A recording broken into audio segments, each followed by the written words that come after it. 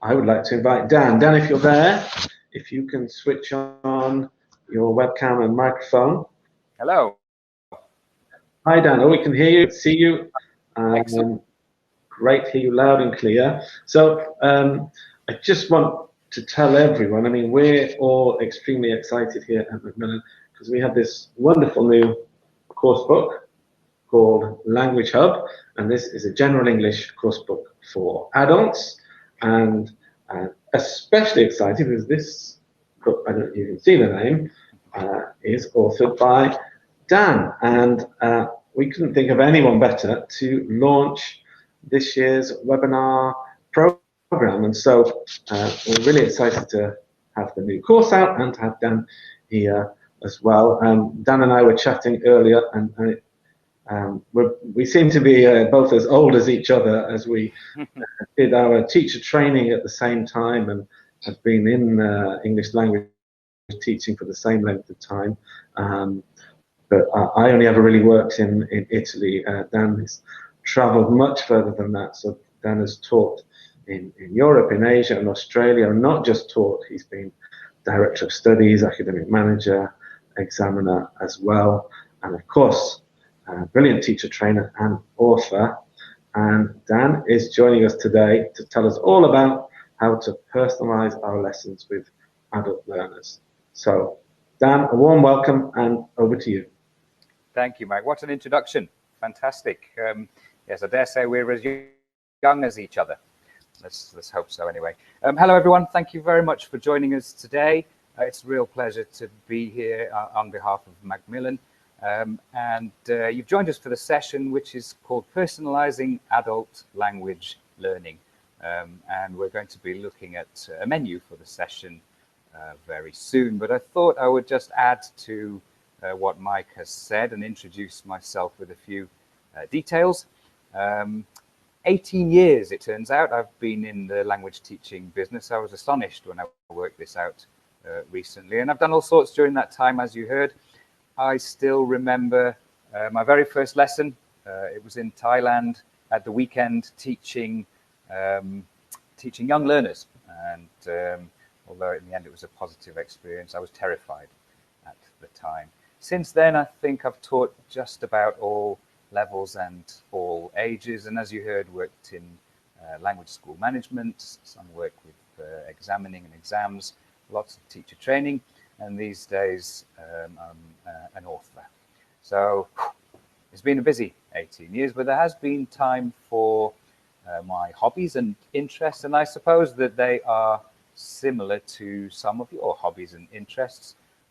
Reading is one, as you can probably tell from the bookshelf behind me. I'm an avid reader, always got a book on the go. I'm also a great music fan, a lover of music, and occasional DJ. Usually just in the bedroom with the dog listening, but once, one glorious night, I did DJ in a nightclub, a night that I will never forget. That was lots of fun. I like to cook, particularly Asian food. My love of Asian food comes from the time I spent in Thailand. And another passion of mine, I'm very pleased to say the opportunity to follow this passion is coming very soon, because I'm a very keen snowboarder. So perhaps unlike most of you, I'm really looking forward to the arrival of winter. One more passion that rather than explaining too much, I'd like to show you a photograph that illustrates that passion. Here we go. Yes, this was taken on my honeymoon in Indonesia, not with the monkey. I should point out that I do have a human wife. But my other passion is nature. I'm a lover of all things to do with the natural world. I think David Attenborough should be made Prime Minister and King. And my love of nature has in no small part to do with this young man. Where has he gone? There he is. This is Flash, our dog, who is actually around somewhere here today, but we made a pact that he would stay quiet if I showed his photograph. So there he is. That's Flash. Hopefully he'll stick to his side of the bargain. And Flash, of course, is an important part of the writing team in charge of making sure I take regular breaks from the desk for walks. So there we go, you know a little bit more about me now. Let's have a look at the menu for the session today. Once again, just to remind you, we're talking about personalising adult language learning. And I want to start with a definition. It's always a good place to start, and a short discussion of the origins of personalisation as a classroom technique and as a principle of humanistic teaching methodology. We'll then go on to have a look at how we can personalise input through materials design, through carefully selecting topics. And I also want to mention how we can make even controlled practice, so language input followed by controlled practice, how that can be made student-centred and personalised. Once we've talked about input, we'll then go on to talk about output, so what the language that the students produce. And I want to look particularly at some of the pitfalls of using freer, personalised speaking activities in class, and of course suggest some solutions to help us avoid those pitfalls.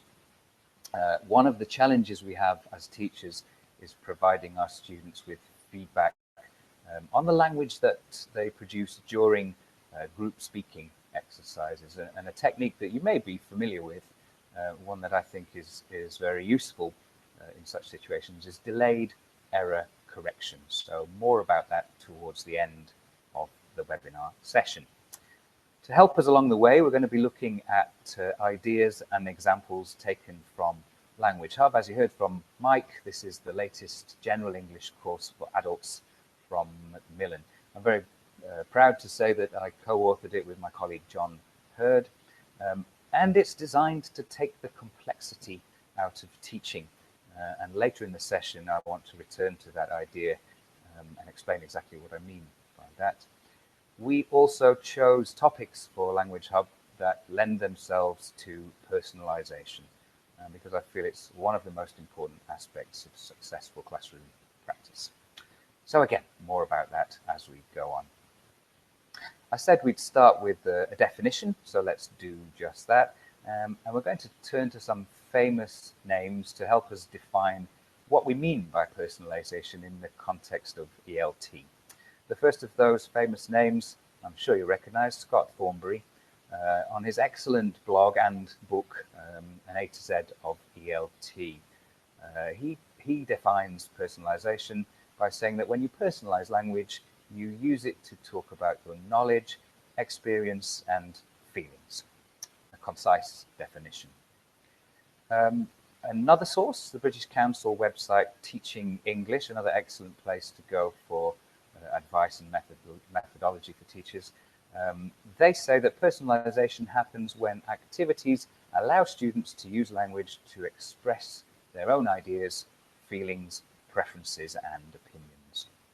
And finally, another well-known name, Jeremy Harmer, in his book Essential Teacher Knowledge, says personalisation is when students use language to talk about themselves and the things which interest them. So, a definition, personalisation in the ELT classroom. Now, 1,000,000 points for anybody out there who knows who this lady is. I was travelling recently in Germany, giving a live version of this session, and one lady called out from the audience, "Is it your mum?"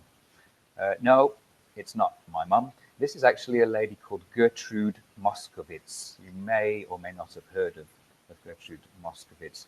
She wrote a wonderful book as early as 1978, and it's called Caring and Sharing in the Language Class. And Gertrude Moskowitz was one of the first proponents of a humanistic approach to language teaching and learning, essentially putting the student at the center of language learning. Now, this book is 40 years old, and as you can tell from the title and the cover, it is rather touchy-feely in places.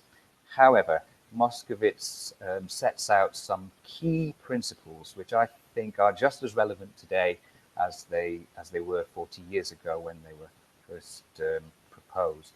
And I just want to look at 3 of those. I'm going to ask you to sort of help me. I know you can't call out, but as we look at these principles, I've actually blanked out some of the words. So you'll see on the next slide that a couple of words are missing. That's essentially just to help keep you awake. So have a look as we're speaking through and see if you can be thinking what the blanked out words might be. Here's the first one. So a principle suggested by Moscovitz was that we should connect the content with the students' something. It's lives. By connecting the students' lives, you're focusing in what the students know rather than what they are ignorant of. And from the learner's standpoint, there's quite a psychological difference in dealing with what is familiar rather than what is unknown. In a nutshell, Moscovitz, I believe, was saying that personalization builds confidence. It's human nature to want to talk about yourself, and it's a topic that we are all very familiar with. So a great one on which to draw in the language classroom. The second principle, which I think is very relevant to our teaching today, is this, that we should use the students' something in the lesson. And that something is responses.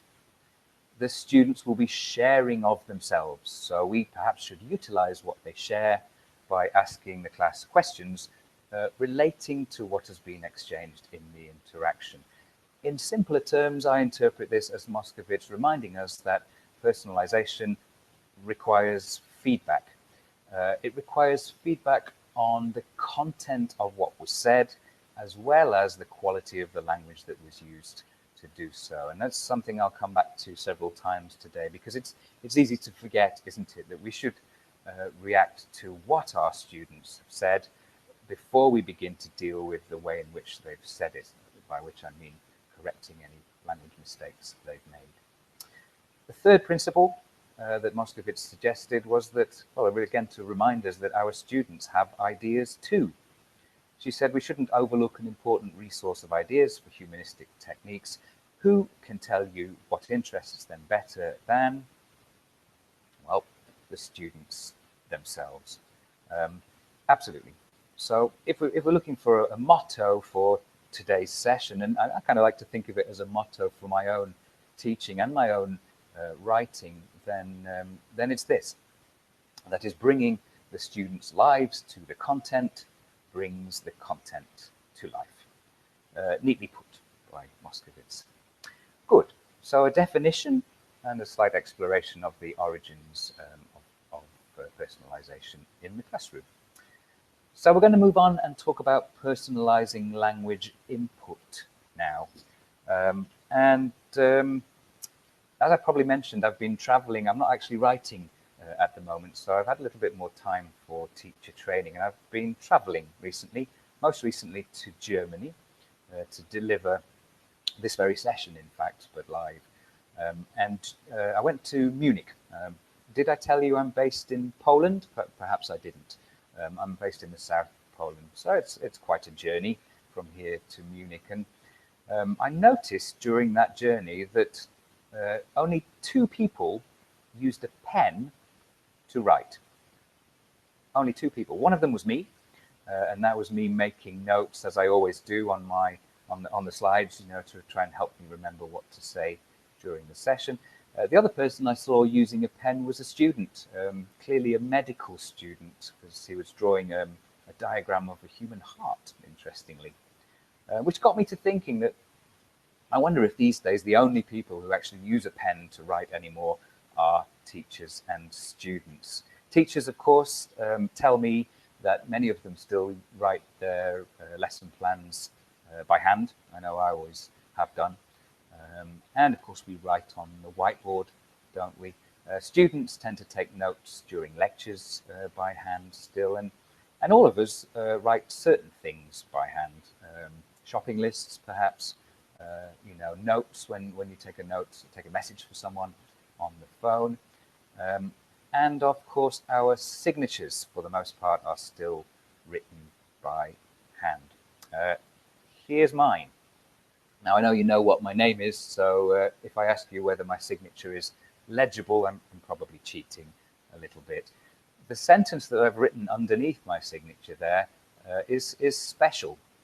You may have seen it before. It's special because it contains all the letters of the alphabet, A through to Z, and it's called a pangram. So all the letters of the alphabet are there.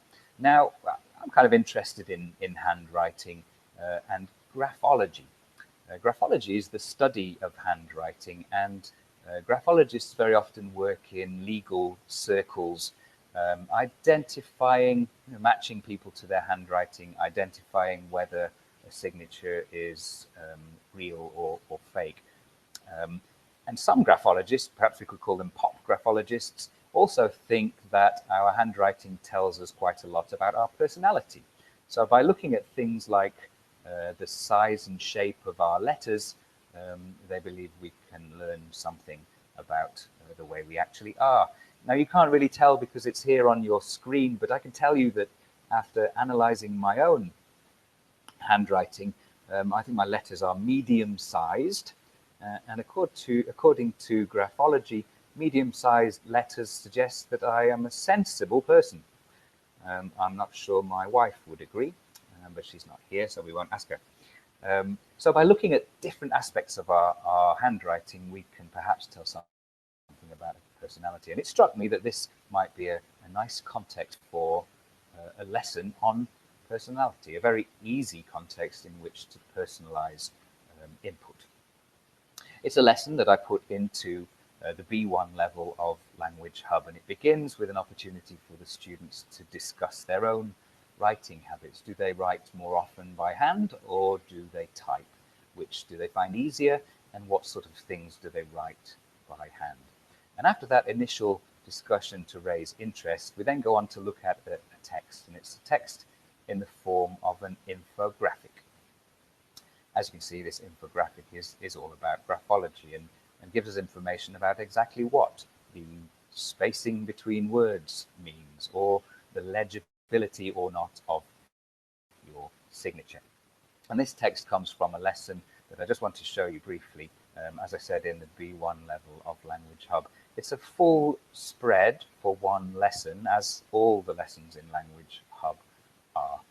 And after that initial discussion that we saw and a reading task, we're using the language from the text to work on grammar, first of all, and vocabulary. And you'll find that all the main spreads in Language Hub follow this similar pattern. Some input and then work on both grammar and vocabulary there on the page. So it's a topic that's very easy to personalize. And I just want to draw your attention to a practice exercise. You can see it's circled here at the bottom. This is a practice exercise for prepositions, at, for, with, etc. And I gave this quite a lot of thought when I was producing these materials. How can we make controlled practice exercises more interesting than just, a simple gap fill? So, Jenny is good gap baking. The students write in at, well, it's not the most exciting thing in the world.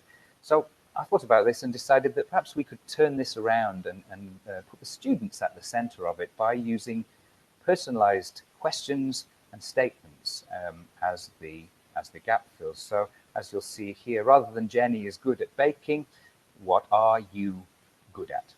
And there are 6 questions here that practice the prepositions from the text. And as you could probably expect, what we then go on and do is ask the students to work in pairs and discuss those questions. So we're bringing the students' lives to the content. Remember what Moscovitz said: a personalized topic and personalized controlled practice. The lesson continues with some input on pronunciation. There's a very strong pronunciation syllabus throughout Language Hub. And then we come to the final task, the final speaking task. Let me make that just a little bit larger. The idea is that the students, using the information in the infographic about handwriting, they sign their names, they write out the pangram, and then they swap papers, they look at each other's handwriting and interpret it, and then discuss what it says about their personalities. So, a very easy topic to personalize and hopefully breathe some life into.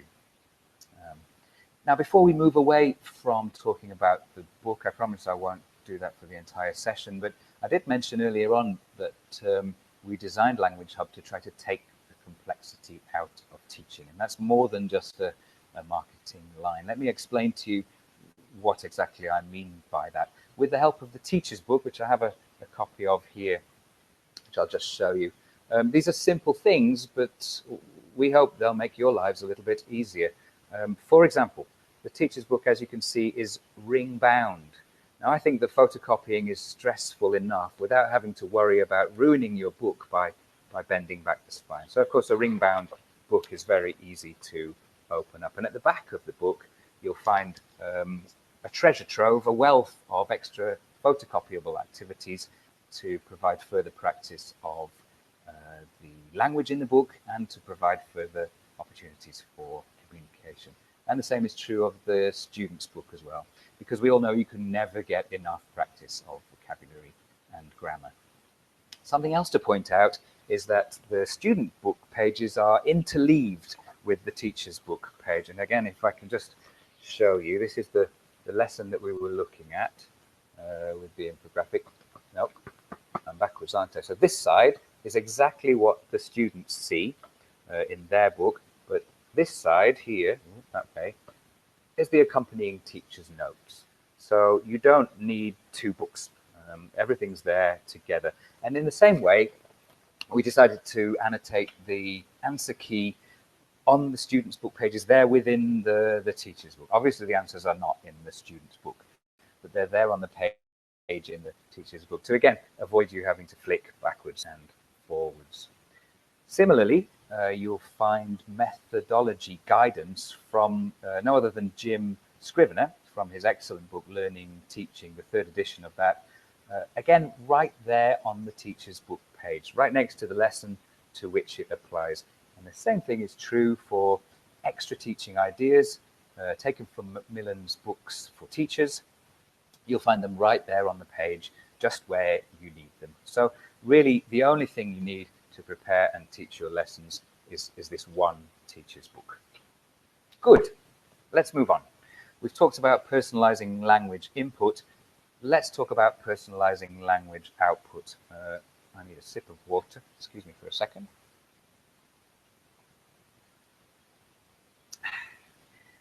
I don't know if I said earlier on that I am English. You can probably tell from my accent anyway. So because I'm English, you know what I do at 5 p.m. every day, I think. Tea with the Queen, of course, as we all do in England.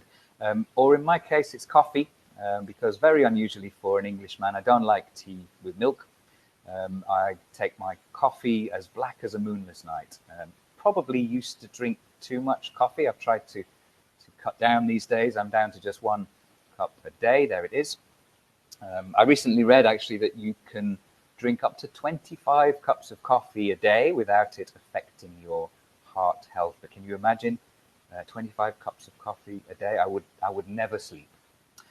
Now, this topic brings to mind one of my all-time favorites, a very simple classroom activities, which allows for personalized student output. Unfortunately, because we're in a webinar today, I can't ask you to try it out and talk to each other. However, I do want to explain it for you, and it's called tea or coffee. Now, imagine that the slide that you're seeing now is your whiteboard, and all you have to do is write up some choices for the students. In this case, tea or coffee, spicy food or mild food, a wild night out or a quiet night in, etc.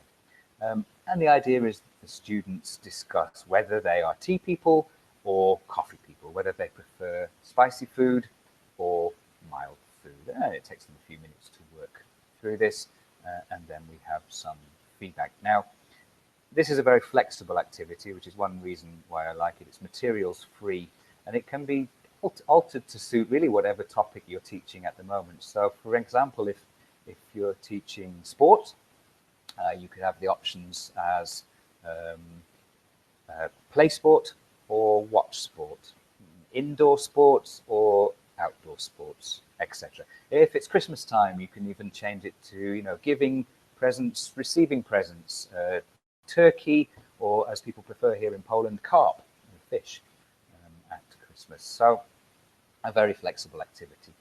And in fact, one that demonstrates some of the very basic principles of successful personalized speaking activities. And these are some of those principles. First of all, if an activity is going to be successful, it needs, of course, to be motivating. And generally, there are two types of motivation in the language classroom. Excuse me. The first of these is what's called mechanical motivation. And that refers to activities where there's some sort of puzzle to solve, some sort of task to be completed, and the students gain satisfaction from solving that puzzle. The second type of motivation is through talking about ourselves, through personalisation. And very often activities that we use in class are a combination of the two. Setup is all important, and this is our job as teachers, of course. This is perhaps when we work the hardest in setting up the activity, because we need to give very clear instructions, and usually the best way to do that is with a demonstration. Now, a few minutes ago you may have wondered, why is Dan telling us about his tea and coffee drinking habits? Well, if I was doing this activity in class, I would have done the same thing, and the reason is that I wanted to give you an indication of how long, or rather give the students an indication of how long I expected them to speak for, roughly, and the sort of language I hoped they would use during the activity. And what better way to do that than a quick demonstration? If we're going to ask the students to give of themselves, then I think we need to be willing to share some information about ourselves with them. It's a confidence builder to do so. So give instructions with a demonstration, and of course check those instructions. Task preparation is the next point on the screen in front of you, and task preparation refers to planning time for the students.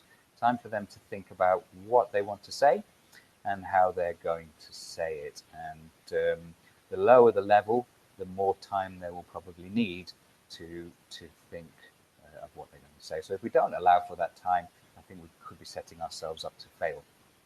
And finally, closure, a point that I made earlier on that I will return to. We need to provide feedback, not only on what the students say, but also on the language they've used. And it's actually very easy to forget that we should feedback on content before we feedback on language. Imagine a situation where your student very excitedly tells you, "Oh, last week I go to Paris." And being a good teacher, you jump straight in and say, "I go to Paris." Past simple, irregular verb, not "I go to Paris," but "I." By which time they've probably lost interest in telling you the story of what they were doing in Paris. So I prefer to feedback on content first. "Tell me, please, tell me all about Paris. What did you do?" And then we'll come back to the language later. I want to share with you a technique to allow this to happen in the classroom that works very well with large groups. We'll come back to that. So, some basic rules for success, if you like, with personalized language output. I've skipped ahead just a moment. We all know, I think, what it's like to plan an output session, to plan a personalized language output activity, to set it up, to check our instructions, and to be greeted by silence from the students. Similarly, we've probably all experienced our lovely 15-minute speaking activity coming rapidly to a close after about a minute. I'm very interested in what's going on in the students' heads when things don't work out. When students are not speaking as we hoped they would, why is that happening? And I gave this some thought and came up with a list of possible reasons, some pitfalls. Now, the first of these are there may be gaps in the students' linguistic knowledge. I want to run through this list and then we'll come back to each of them individually. So they may not have the language they need for the task we've set. It may be that they don't understand the task. They don't know what we've asked them to do, or perhaps they just lack the confidence to speak out loud. Perhaps they haven't had that planning time that I just mentioned and haven't had a chance to think about what they're going to say or how they're going to say it, or they may simply have no ideas to offer on the topic that we've chosen. This might sound a little bit harsh, but sometimes they may have no reason to listen to their partners.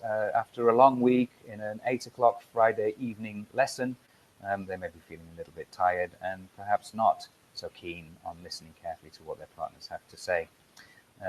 And perhaps the more switched on of our students, those that are more aware of or more experienced, let's say, might even have doubts about the value of these sort of personalized, freer speaking activities. So what can we do to avoid these pitfalls? Let's run through them one by one. So the first is gaps in their linguistic knowledge. In Language Hub, John and I have done what we can to feed in the language necessary for the speaking tasks in the book. And you'll find that the lengthy speaking communicative tasks always come at the end of those one spread lessons. We thought very carefully about the language that will be needed and tried to introduce this during the lesson itself. So we hope through materials design we've minimized the chance that students will not have the language they need for the task. The next pitfall was that the students simply haven't understood the task, and this probably rests on our shoulders. To emphasize again what I said just a moment ago, it's very important that we set up tasks with clear instructions. I think the best way to do that is to model the task. It gives an indication of how long students should speak, what kind of language they should use, and shows that we're also willing as teachers to share some personal information with them.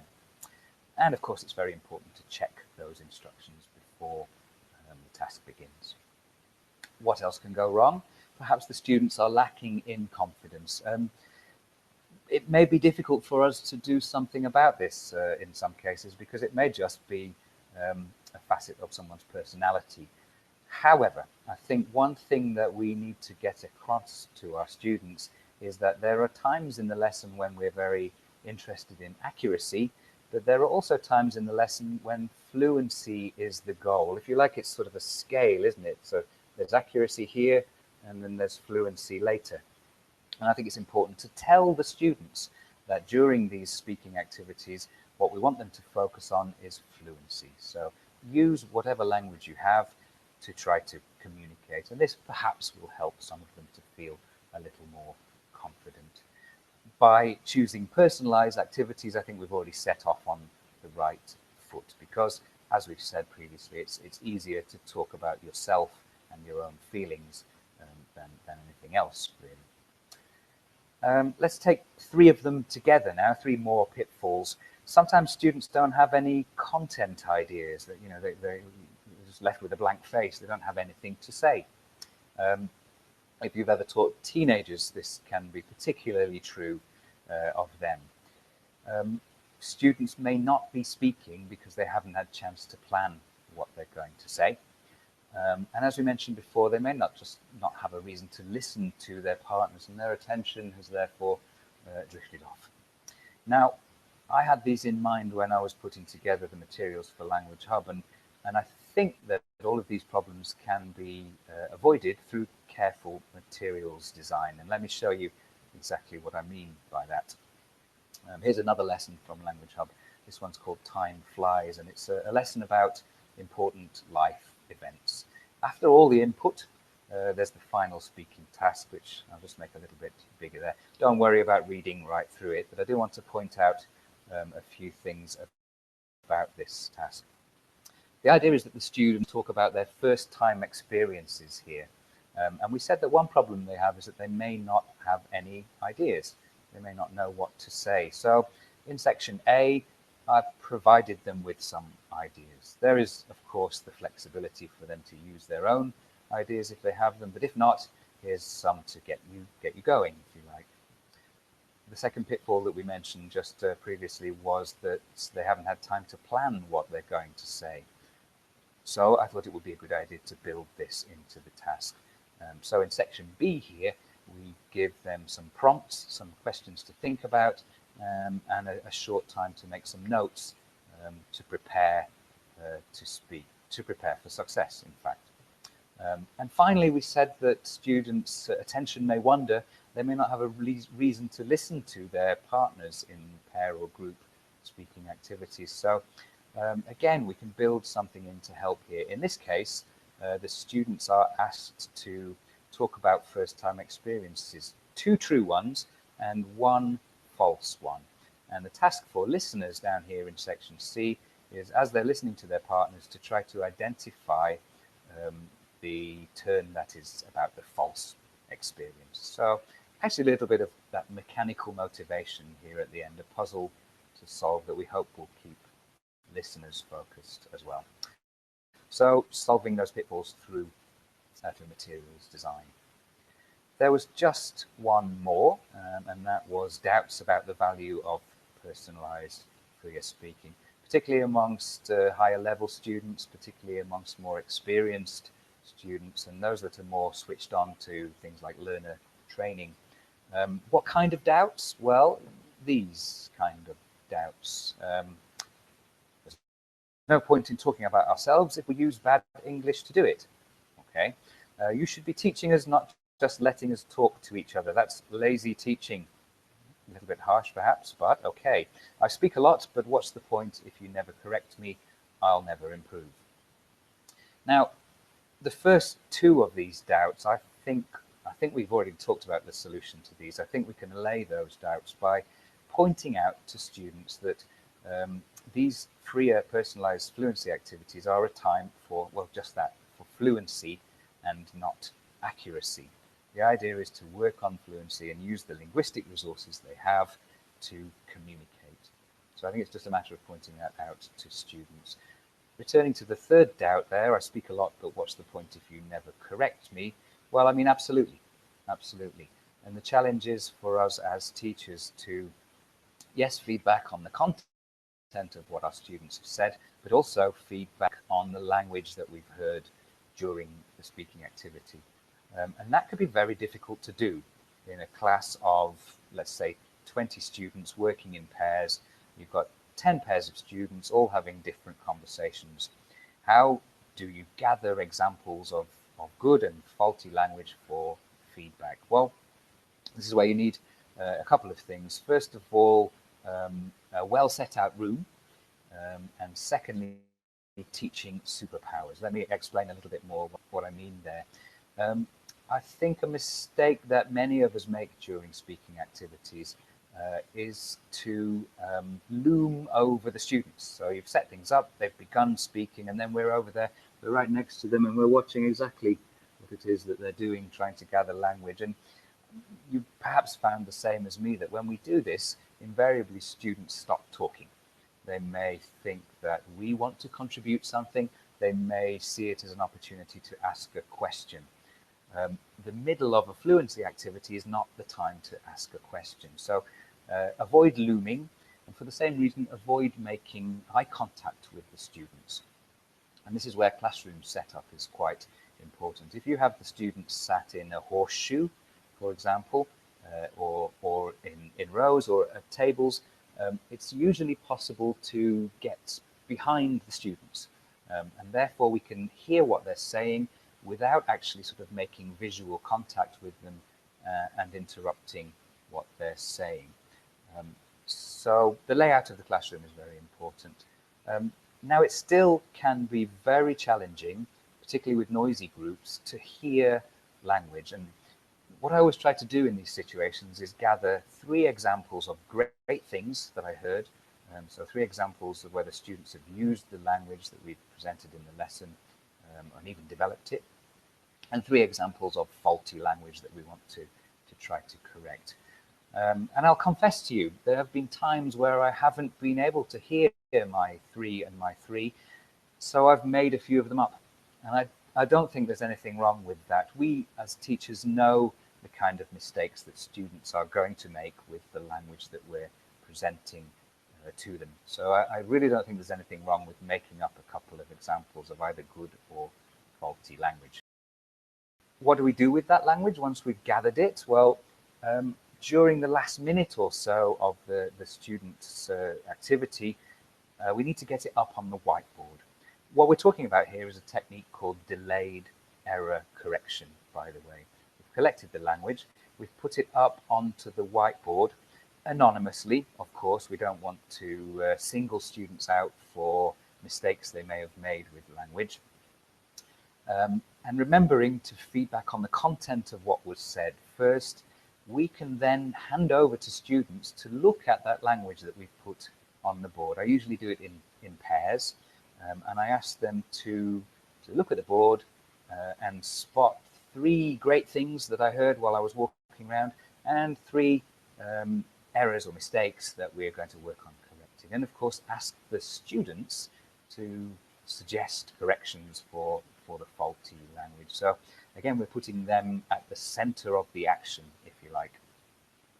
That's delayed error correction. And we can even reinforce that by starting the next lesson with some sort of revision worksheet, picking up again on the errors that we heard in the previous lesson. To do that, the best way, I think, is just to, is to take a photograph of the board with your mobile phone, and then you can look later and remind yourself of the language that went up there. And if you've got time, you could even invent a text, a story or a paragraph that contains some of those errors, and ask the students at the beginning of the next lesson to correct it again. So that's a technique known as delayed error correction, and it's very useful for providing feedback on language, which in turn helps students to see the value of these fluency activities that we use at the end of lessons.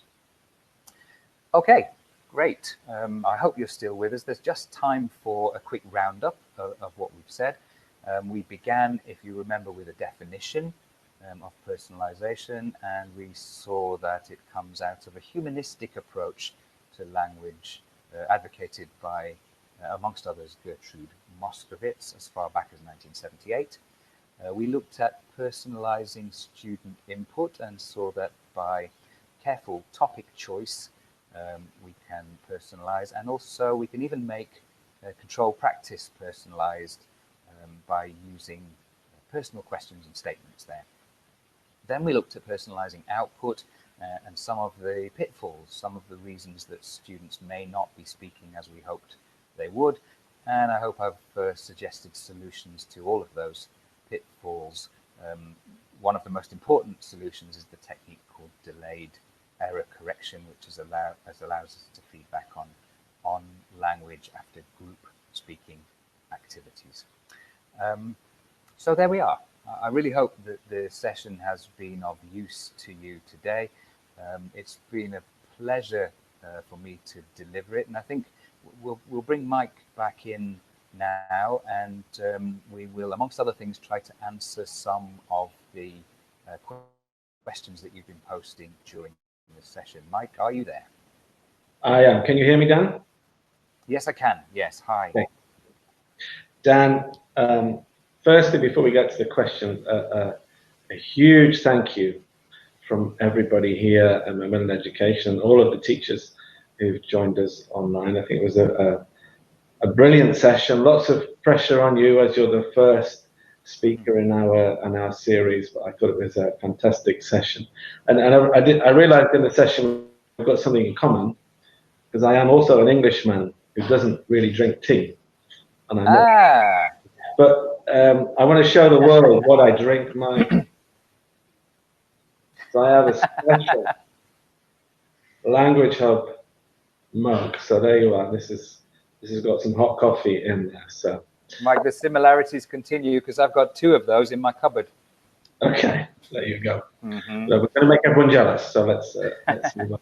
So and I also want to say a very quick thank you to particularly to Piotr and Federica, who work here at Macmillan behind the scenes.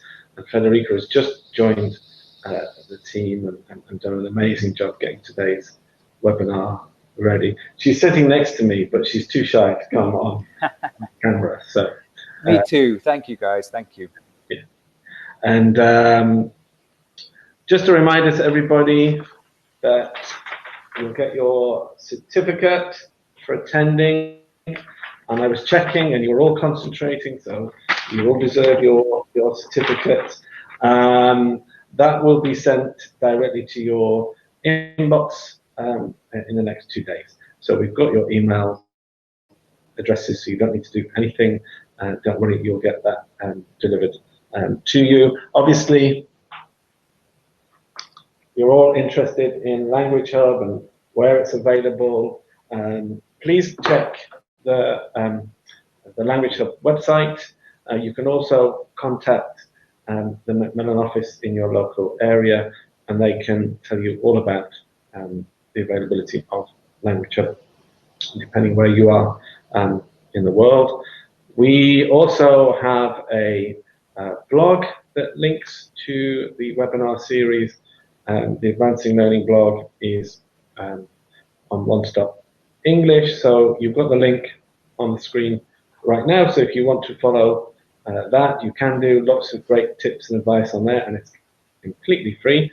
So that's onestopenglish.com is the website to go to. And if you want to register for the next webinars, you just need to follow the link that is up there again. I think you all know it because you all registered for this one, and it's the same link.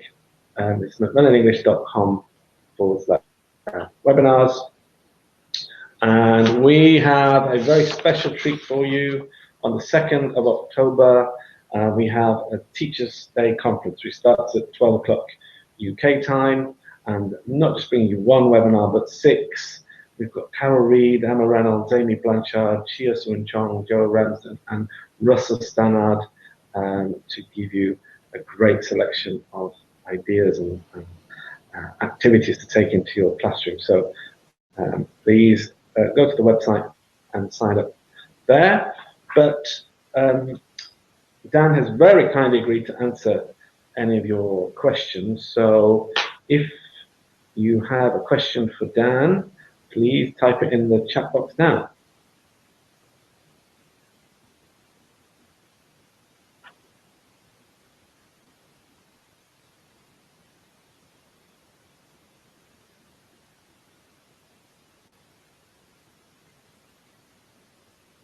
So, question about giving feedback on content. So I suppose maybe not so much giving on the pronunciation or the grammar, but on the actual content of what the students are producing. Mike, I can't actually see the questions at the moment that are being typed in, unfortunately. But can you tell me anything more about the nature of that question? So I think you spoke in your session about the importance of giving feedback. Mm-hmm. Obviously, concentrating on the linguistic aspects of grammar, pronunciation, vocab. But have you any advice on actually how to comment on the content of what they're discussing, rather than the language? Sure. I mean, I think it's hard to overstate the importance of doing this. I think. In terms of rapport, the rapport that's built between the teachers and the students, it's as in life, really. If someone shares something interesting with you, then it is only correct to to show some interest in that yourself. And I think in terms of tips for doing that, I would say the best thing you can try to do is just to be yourself in class and try to react in a way that you would if a friend told you something interesting. Yeah. We have to be careful in the questions that we ask students during that process, not to take things too personal and not ever to sort of embarrass the student in any way, but to show interest, and to some extent to joke around a little bit with our students, I think can only help the rapport between yourself and your students. So it's very important to do so, and really do so by being yourself. Great. We've had a couple of questions as well about what about the introverted students, the quiet students who are maybe reluctant to speak? Any tips there for how to get the students to speak? Yes, I mean, this is, first of all, a matter of knowing your students, isn't it? And knowing who the quiet ones are. I think preparation time can help here to some extent, something that we mentioned during the session. Another pitfall that we didn't mention, of course, is sort of trying to force your students to speak out when they're perhaps not willing to. I think that sometimes we have to concede that there are going to be quieter students and noisier students, and sometimes it's as much as a problem trying to get the noisy ones to shut up for a bit as it is to get the quiet ones to speak up. One thing you can think about is pairing students, and you'll have to experiment this with this yourself, whether it works better to pair two of the quieter students together, or whether it works better to pair a quieter student with a louder student, a more outgoing student.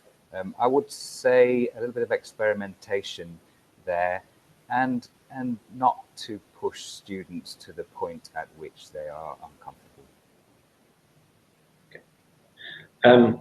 Another interesting question we've had is when the students are speaking in pairs, how do you encourage the person who isn't speaking to actively listen to the other person?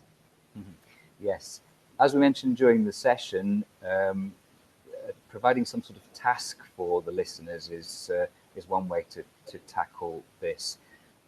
It may be something that we looked at, so identifying one thing that the student that you're listening to has said that is false. So it may be within the design of the materials, but simpler tasks that you can give to listeners are to listen to what your partner is saying and be thinking about a question that they can ask about what they heard at the end of the partner's turn.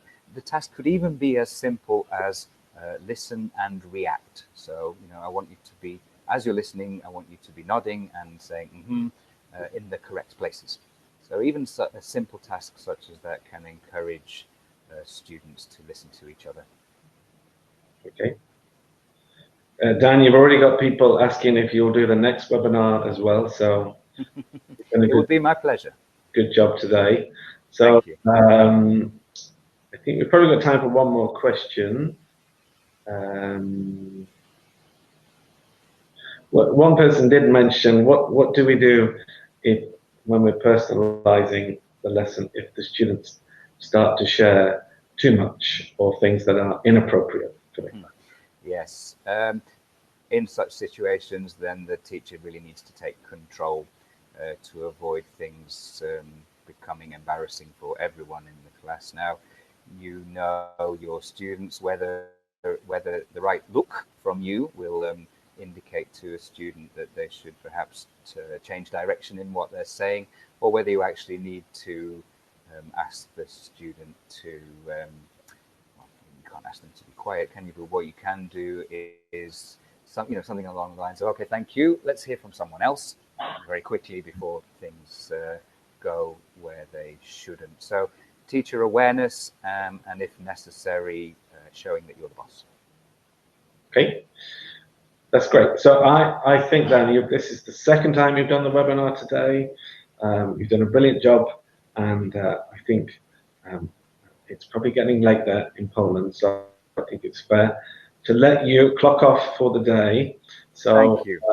Thank you. I think you will join me, I'm sure, in thanking all of the teachers who joined us today. I mean, it's amazing that we've got hundreds of people online from, as we saw at the beginning, from every corner of the globe, and we know that your teachers are incredibly busy, so we really appreciate you spending the time with us. An hour is a long time to spend when you're a teacher, so thank you so much for joining us. And then Dan, on behalf of everyone, a huge thank you to you, and a fantastic session, and I'm sure that the people online will be watching the recording again when it's uploaded next week and telling their colleagues all about it. So I do hope so. Thank you very much, Mike, and thank you very much, everybody. So that's me signing off. Bye-bye. Okay. Thanks, Dan. Bye-bye. Thank you very much. And then just to remind everyone, Language Hub is Dan's book, and it's a general English course, 6 levels, and it's designed for adult students. So you can find out more about that online or speak to your local Macmillan office. Do join us on the 2nd of October, and don't forget, you will get your certificate sent through to your email. That will come in the next 2 days, so you don't need to do anything. And thank you all very much for joining us, and I'll say good night to you, to those of you about to go to bed, and good luck to those of you about to start your day at work. So look forward to seeing you at the next event.